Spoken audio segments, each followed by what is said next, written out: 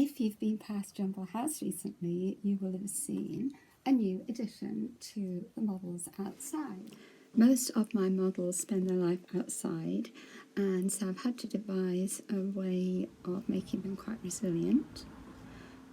I also wanted a method that was fairly straightforward and quick and cheap.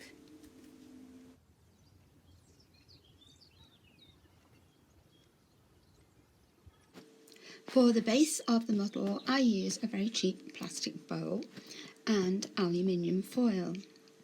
I just tore up pieces of foil, screwed them up tight, and then stuck them onto the bowl with hot glue.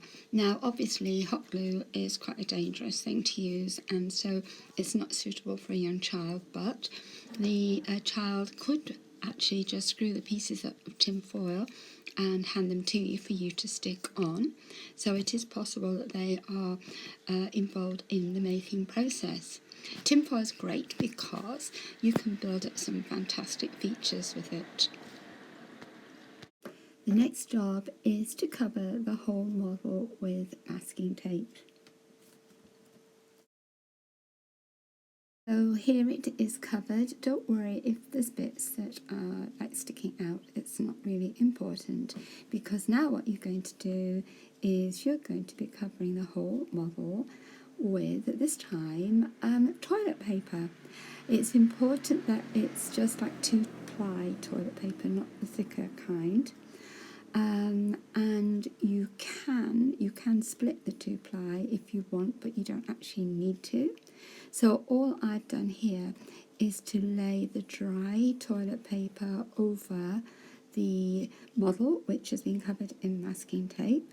Then I am brushing over a mixture of white glue, Elmer's white glue, which I've mixed 50% water, 50% glue. You need to apply about 5 layers of toilet paper. Toilet paper sounds a strange thing to use, but you do get this amazing like skin texture, which is so realistic. I love it. If you're using just ordinary like white paper, you just cannot possibly get this same texture. So I've covered all the head now with toilet paper. Everywhere's had like 4 layers, some will have had more. If you want to get a more moulded surface, so you can actually get a texture, then the more layers you have, the better. Not like a skin effect.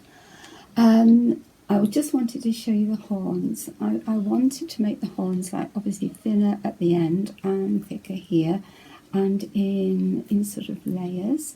So this one I finished. This one I've just done a layer all over, and now I'm going to start wrapping this bit first, then the next bit overlapping, the next bit overlapping, so it gradually goes thicker, thicker, thicker to the end here, like I've done with this one.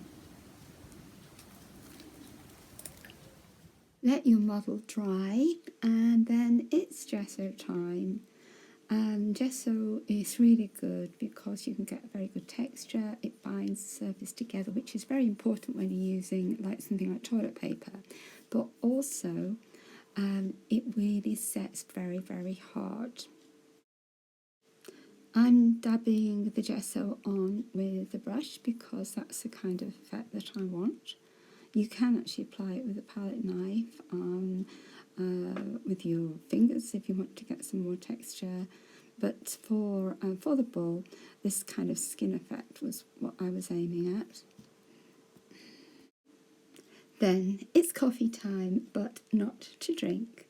I used a mixture of very, very strong instant coffee to dye the woolly locks of the ball. All I did was put the mop head into a pan with the coffee, instant coffee, boiling water, very strong, boil it for about 10 minutes, drain, let it dry off in the sun. And you can also use saffron.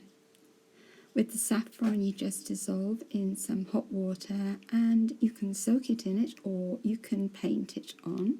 And sometimes it's quite nice actually to have a mixture of the mop head which has been dyed in the coffee and that which has been painted with the saffron. Once the hair has dried, you will need to kind of tease it around with your fingers and use a brush, use a comb to get the desired effect. Chop some things off as well as chop some bits off, and it's all stuck on in layers with hot glue. Painted the skin using acrylic paints. And I mixed quite a lot of like oranges, browns, whites together.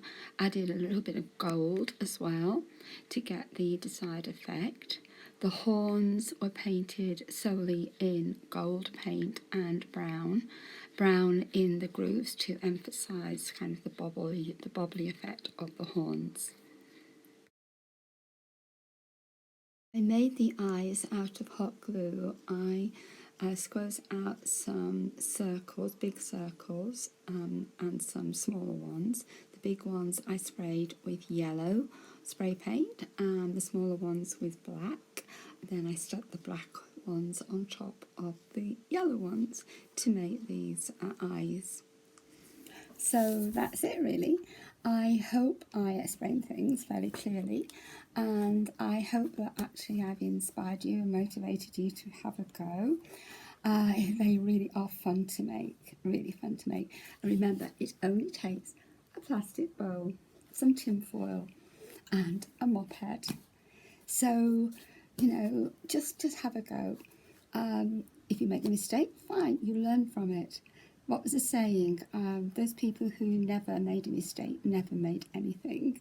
So I've had lots of failures, but I've had lots of successes too. And it really is fun. If you have any questions, then please just email me, send me a message, and I will try to help. Oh yes, and if you are ever in Castor Rigoni or around Lake Trasimeno, call and see us at Jumble House. It's small, it's crazy, but it's fun, and we'd love to see you. Take a look at our website at www.jumblefun.net and follow us on Instagram at Jumble House.